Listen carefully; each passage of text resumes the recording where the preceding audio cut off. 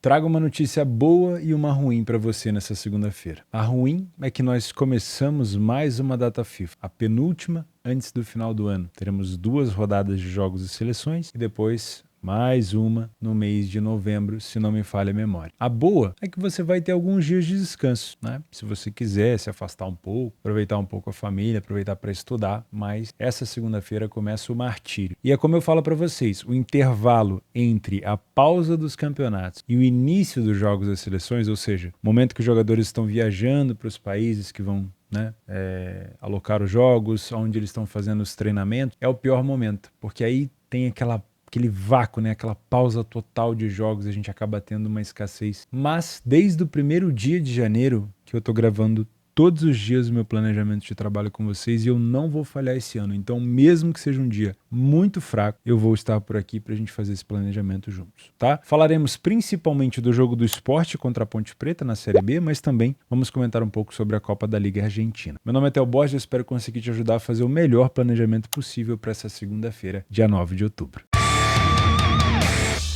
Antes de começar o nosso planejamento, quero compartilhar com vocês o calendário de como vai ser essa data FIFA para você já ficar inteirado, já poder se preparar, os dias que você vai trabalhar, que não vai, sem problema nenhum, tá? Então, como eu falei, temos um intervalo escasso de jogos dessa segunda-feira, dia 9, até o dia 11, quarta-feira. Vão ser dias mais brandos, tá? Na quinta-feira, dia 12, começam os jogos e seleções, com predominância nas eliminatórias da Copa do Mundo aqui na América do Sul e eliminatórias da Euro 2024, que acontece na Alemanha, tá? Então, no dia 12 começa a primeira rodada. No dia 17, termina a segunda rodada, né? São 2 rodadas de jogos, então quinta, sexta, sábado, domingo, segunda e terça vamos ter jogos seguidos todos os dias de seleções, que é um pouco mais tranquilo de trabalhar do que os dias escassos, né? No dia 18 já temos o Campeonato Brasileiro retornando, aí vai ser mais fácil, dia 18, 19 temos o Campeonato Brasileiro e no dia 20, né, o início do outro final de semana, sem ser o próximo agora, já temos de volta os campeonatos normais aqui, a Bundesliga 2, uma sexta-feira corriqueira. Bom, então vamos começar o nosso planejamento de trabalho às 18 horas na Copa da Liga Profissional da Argentina, que é uma extensão do Campeonato Argentino, é um novo campeonato, né? Porém, já terminamos o Campeonato Argentino, agora é a Copa da Liga Profissional. E tem um cálculo de rebaixamento que envolve a Copa da Liga Argentina, o Campeonato Argentino, não vou entrar nessa celeuma, a gente vai falar só dos jogos mesmo, ignorar um pouco esse fato de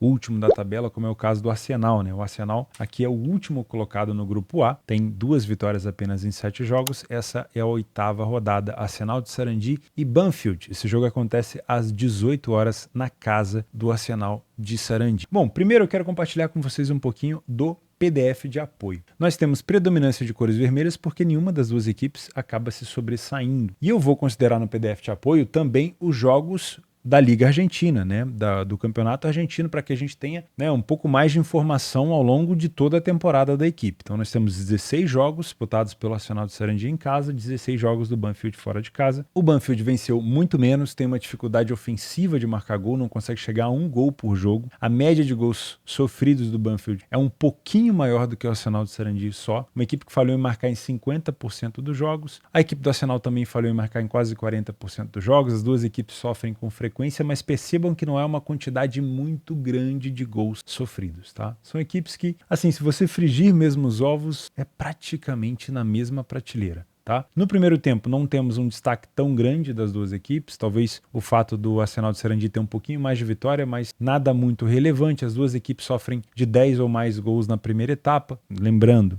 16 jogos que a gente está contabilizando, e o Arsenal tem um ataque um pouquinho mais forte. No segundo tempo também muito parelho para os 2 lados, tanto o número de vitórias quanto o número de derrotas é muito parecido, o número de gols marcados e sofridos, enfim. É um jogo que o mercado está corretíssimo aqui em precificar de forma parelha. Uma característica interessante são as bolas aéreas. Num jogo truncado como esse, as bolas aéreas costumam decidir uma situação. Então, o Banfield tem bom jogo de cabeça, com 6 gols marcados, 5 gols marcados de escanteio, porém é uma defesa vazada nesse fundamento, né? Um cobertor curto, como a gente fala, uma equipe que sofre também muitos gols. A equipe do Arsenal tem 4 gols marcados de cabeça e 5 sofridos, tá? E é bom listar que no Campeonato Argentino as equipes têm essa mania de chutar de fora da área, e o Arsenal tem sofrido bastante gol nesse fundamento. Não dá pra gente tirar proveito disso nas apostas no trade, obviamente, é só uma informação.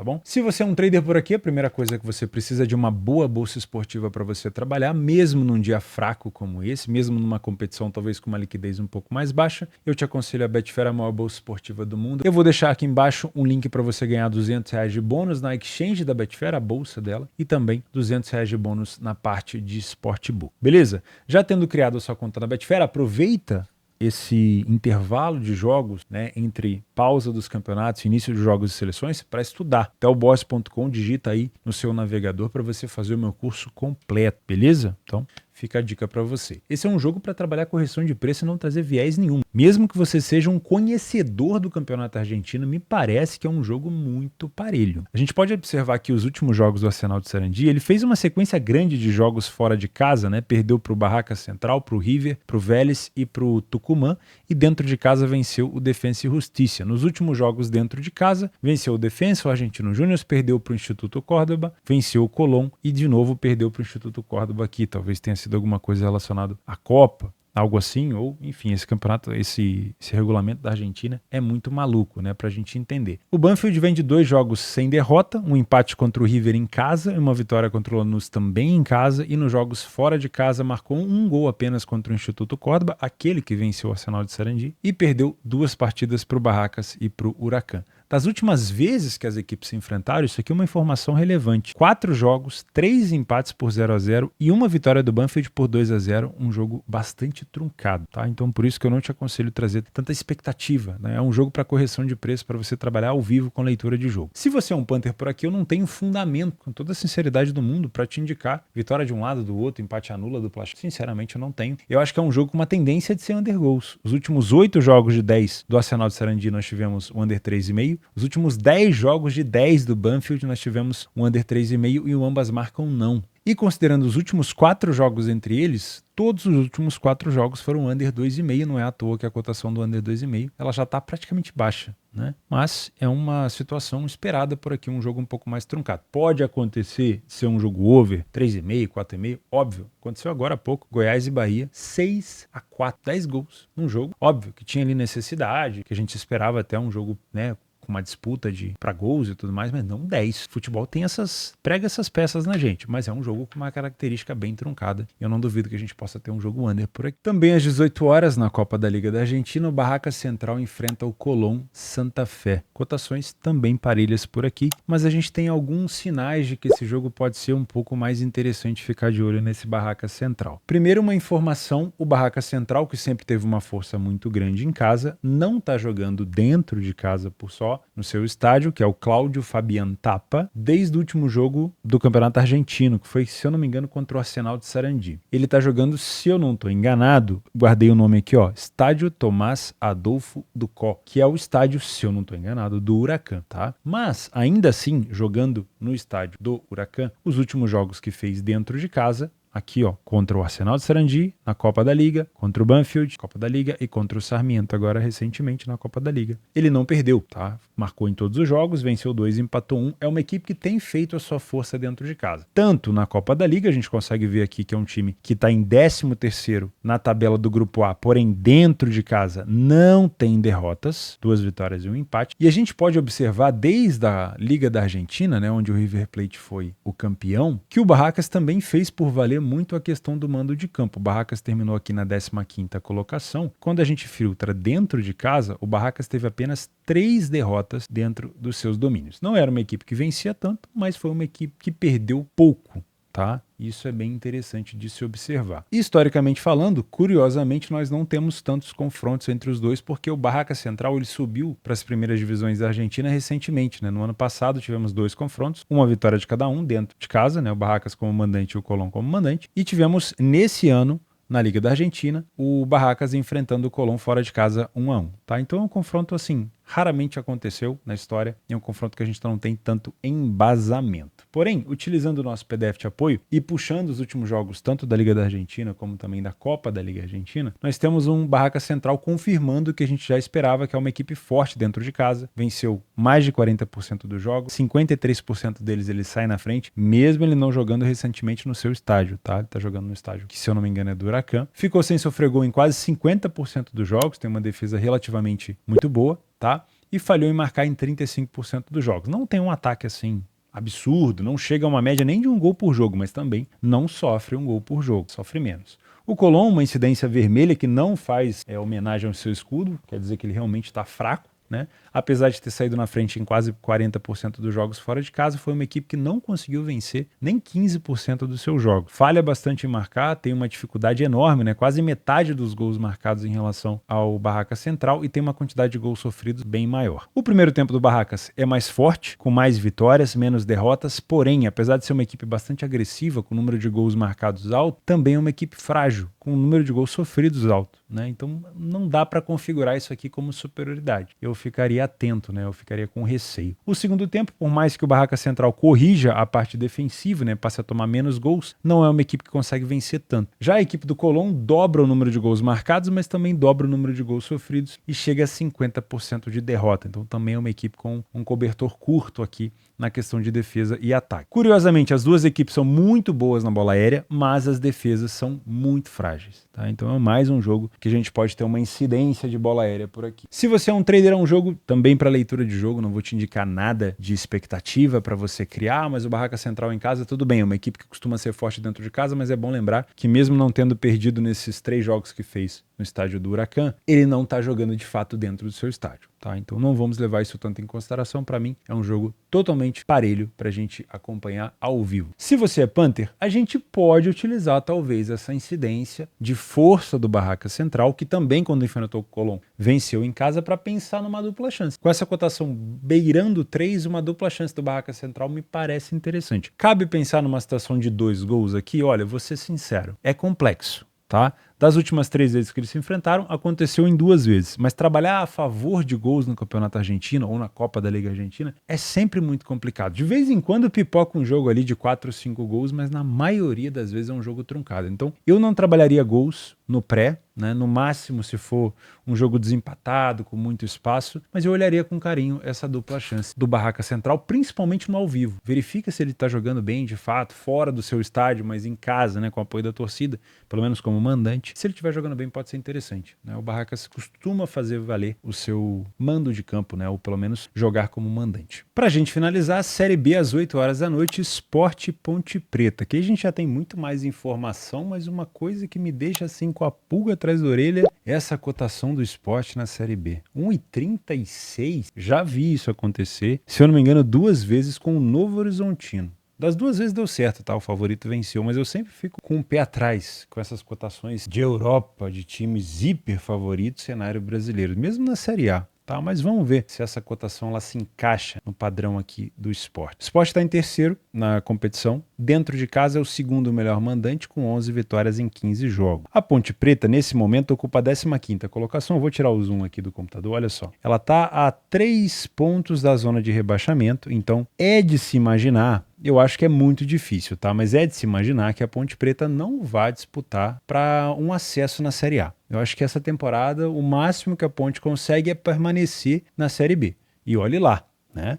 Pode ser que a situação da Ponte piore. A Ponte tem mais derrota do que vitória, tem mais empate do que vitória e tem um saldo negativo, então ela está mais próxima da zona de rebaixamento para descer de divisão do que para tentar subir. Então eu imagino que o Sport vai tentar subir até o final, vai permanecer ali, imagino eu, nesse grupo de cima, né? Vai lutar para ficar ali e a Ponte Preta vai lutar para ficar na segunda divisão. Então eu acredito que já começa a fazer um pouco de sentido esse grande favoritismo, né? Uma equipe muito bem, principalmente em casa, contra uma equipe com dificuldade. E fora de casa, a Ponte Preta tem 2 vitórias em 15 jogos. Vamos utilizar o nosso PDF de apoio. Se você não tem acesso ao PDF de apoio, é só se tornar membro do canal. Mas aqui nesse dia tranquilo, eu vou mostrar ele inteirinho para você. Fica tranquilo aí na tela, tá bom? 11 vitórias do Sport dentro de casa, 73%, 80% desses jogos o Sport saiu na frente. Isso mostra muita iniciativa, eu gosto muito disso, tá? 60% dos jogos sem sofrer gol e apenas 7% deles sem marcar. Então é um excelente ataque, uma média superior a 2 gols por jogo e uma defesa também muito consolidado, tá? A Ponte, predominância de cores vermelhas, apenas 13% de vitória, não saiu na frente com tanta frequência, não mostra tanta iniciativa, falhou em marcar em 60% dos jogos, apenas 6 gols marcados, olha a discrepância, 32 gols do Sport em casa, 6 gols da Ponte fora, e tem bem mais gols sofridos do que o Sport, já passa de uma média de 1 gol por jogo. 0,4 é a média de gols marcados pela Ponte Preta. O primeiro tempo do Sport se mostra bastante superior aqui em relação ao adversário, 60% de vitória, apenas 13% de derrota, muito mais gols marcados e uma quantidade de gols sofridos parecida, tá? Mas ainda assim a gente consegue ver superioridade, assim como no segundo tempo. Mais vitórias, menos derrotas, mais gols marcados. Inclusive o número de gols marcados da Ponte no segundo tempo é pouquíssimo, baixíssimo. E o número de gols sofridos também fica próximo novamente. O Sport é uma equipe que marca muito de escanteio. Imagino que se o Sport fizer uma blitz, vai conseguir bastante escanteio e pode utilizar desse fundamento para conseguir chegar ao seu gol. E a Ponte Preta também costuma marcar muito de cabeça, tá? Então é um cenário plausível da gente imaginar aqui também. Tá? Observando todas essas características, todas essas estatísticas que a gente viu, realmente faz sentido essa cotação do Sport mais baixa. O que não faz sentido na minha cabeça é a gente trabalhar essa cotação no pré-live, porque existe um mundo onde a Ponte dificulte a vida do Sport e essa cotação ela pode subir. Um cenário, por exemplo, onde o Sport não comece jogando bem, ela vai ter que valorizar. Um cenário onde a Ponte Preta consiga achar um gol. Ah, tudo bem, mas a Ponte não costuma fazer bons primeiros tempos, não costuma abrir tantos placares, mas ela tem uma boa bola de cabeça, né? Uma boa bola aérea. Pode acontecer da Ponte, existe um mundo onde a Ponte Preta marque primeiro, e aí a gente poderia pensar numa recuperação do Sport, e o Sport também pode ir martelando, o tempo vai passando, não consegue marcar um gol, essa cotação ela vai ter que subir. Então dá para esperar essa cotação do Sport valorizar um pouco. Ah, Theo, mas aí eu fui esperar e o gol saiu. Pô, paciência. A cotação realmente é muito esmagada. É difícil a gente ter um longo prazo com esse tipo de cotação na Série B. Tanto é que aconteceu, pelo que eu tô vendo aqui, pela terceira, quarta vez no máximo nessa temporada. Então eu acredito que seja mais, vamos dizer assim, salutar, saudável você esperar essa cotação melhorar um pouquinho. Acredito muito na vitória do Sport. Inclusive, acho que seria uma grande zebra se a Ponte vencesse esse jogo. Não é impossível, é improvável. Mas eu gostaria de uma cotação do Sport um pouquinho mais alta, tá? Os últimos jogos entre eles, quando o Sport jogou em casa, ele venceu a Ponte por 2-1 nos dois jogos. Ou seja, eu não tenho capacidade para te indicar aqui um cenário ousado, né, de handicap asiático, onde o Sport venceria por 2 ou 3 gols de diferença, para a gente buscar uma odd mais alta, porque nos últimos jogos não tem sido assim. Tá? Então eu prefiro esperar realmente uma valorização natural dessa cotação, sem buscar ali um cenário muito agressivo, tá bom? O Sport nos últimos 10 jogos perdeu apenas 2 partidas, foi uma delas em casa para o Ituano, tá? E nos últimos 5 jogos não sabe o que é perder. A Ponte Preta vem de 2 derrotas seguidas e só venceu 2 partidas nas últimas 10 que disputou. Nos últimos 6 jogos fora de casa, nenhuma vitória, 3 derrotas, 3 empates, marcando gol contra o Criciúma, contra o Ceará e contra o Vila Nova. E se você é um trader, dá para você explorar se o Sport estiver muito agressivo em campo, se a gente tiver uma liquidez interessante, se a Ponte Preta estiver totalmente recuada e compactada, pensar nesse back favorito. Olha, acho que nunca aconteceu de eu trabalhar um back favorito na Série B com cotações abaixo de 1,40, tá? Tudo bem que na Betfair essa cotação vai estar até próximo de 1,45, 1,50. Mas olha, eu não lembro de ter trabalhado. Pode acontecer, né? Vamos vir com essa expectativa, mas nada de trabalho pré-live por aqui. Eu espero uma confirmação primeiro do Sport. Bom, teve um jogo extra para você adicionar na sua grade de trabalho, já que a grade está tão mirrenta, tão pequenininha. Um jogo às 8h30, que é logo depois do início do Sport, o jogo entre Vélez e Atlético Tucumã. Pode ser uma opção, mais um jogo argentino. O Vélez vem de 3 vitórias seguidas dentro de casa, se não me falha a memória, exatamente contra o Barracas River e Arsenal de Sarandi. Pode ser um jogo interessante para ficar de olho no Vélez em casa, tá? Mas é um extra. Vou ficando por aqui, muito obrigado pela tua companhia, conto com a tua ajuda, principalmente nessa semana fraca de jogos, para você deixar o teu like no vídeo, permanecer aqui comigo nos próximos dias, até que a gente volte a ter jogos bacanas para a gente poder trabalhar. Mas a intenção principal nesse dia é não perder dinheiro, tentar evitar as pegadinhas para que a gente consiga esperar saudável com o nosso capital os jogos retornarem. Muito obrigado pela tua companhia, pela tua audiência, um grande abraço e até amanhã.